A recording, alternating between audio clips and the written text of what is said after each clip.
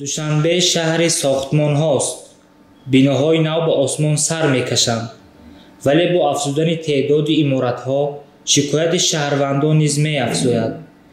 хонасоз қаллоб баромад ва миллионҳоро гирифта гурехт. ширкат дар вақти таъиншуда сохтмони хонаро ба анҷом нарасонид. як хонаро ба чанд нафар фурӯхтааст. сохтмон аз таҳкурсӣ боло набаромад.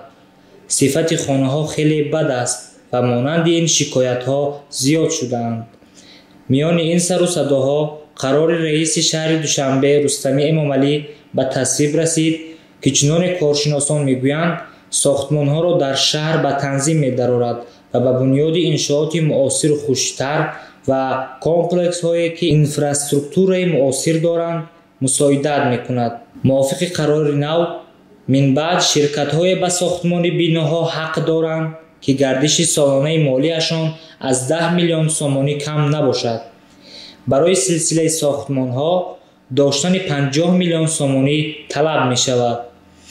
идея мегӯянд, ки ин тасмими мақомот ба нафъи мардум аст, то биноҳо дар вақташ сохтаву ба истифода дода шаванд. раиси иттиҳоди меъморони Тоҷикистон Баҳром Юсупов тасмими шаҳрдориро дурусту деринтизор номид. ӯ мӯътақид аст, ки чунин талабот имкон хоҳад дод, то сокинон бедардисар соҳиби хонаву дар шаванд. ҳозир духтур ҳам сохтмончӣ шудааст ва муалlimу тоҷир ҳам. пул надоранд, аз уҳдаи кор намебароянд, барои зербино чуқурӣ мекобанд ва аз мардум ғарам пул мегиранд ва баромада мераванд. пул надошта бошанд, ҳунар надошта бошанд, кор накунанд, мегӯяд ӯ. монополия ё шаффофият. дар матни қарори мазкур омадааст, ки ҳадаф шаффофият дар интихоби дурусти шахси ҳуқуқӣ ва ҳимояи манфиати ҳиссагузорон аст. коршиноси масоили иқтисодӣ Фозилҷон Фатуллоев мегӯяд, ки тасмими шаҳрдорӣ метавонад ба баланд шудани сифати кори ширкатҳои сохтмонӣ таъсир гузорад. вале нафароне низ ҳастанд, ки қабули ин қарорро монополияи бозори сохтмонӣ аз ҷониби ширкатҳои бонуфуз арзёбӣ мекунанд.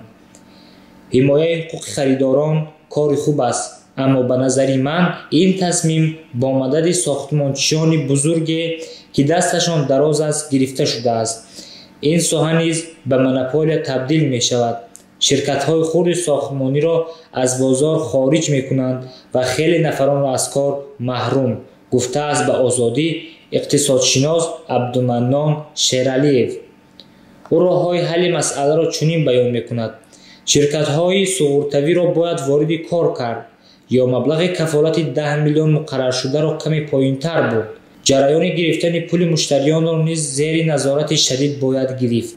ҳуқуқшинос Сафарзода Парвиз, ки солиёни зиёд қазияи баҳси ширкатҳои сохтмонӣ ва харидоронро баррасӣ мекунад, мегӯяд: қарори мазкур манфиатовар аст, вале он мушкили харидорро пурра ҳал намекунад.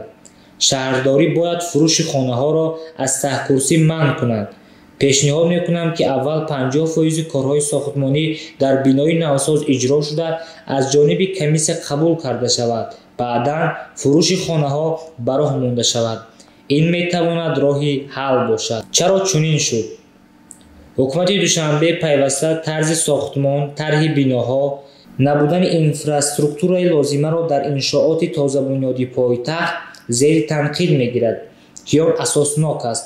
интиқоди шаҳрдорӣ аз он аст, ки баъзе аз биноҳо роҳҳои зарурӣ, майдони бозии кӯдакон ва шароити хуби равуо барои маъюбону таваққуфгоҳ надоранд. қарори зикршуда маҳз ба пешгирии ин ҳолатҳо нигаронида шудааст. агентии омор хабар медиҳад, ки аз аввали имсол бунёди манзил дар Тоҷикистон дар муқоиса ба соли гузашта ба маротиб кам шудааст. соли пеш тақрибан 1,430,000 метри мураббаъ манзил сохта буданд. имсол ин омор 50% кам аст. аз шаҳрдории Душанбе хабар медиҳанд, ки ҳоли ҳозир дар Тоҷикистон 2018 ширкати сохтмонӣ иҷозатнома доранд, ки аз ин 53 ширкат хориҷианд.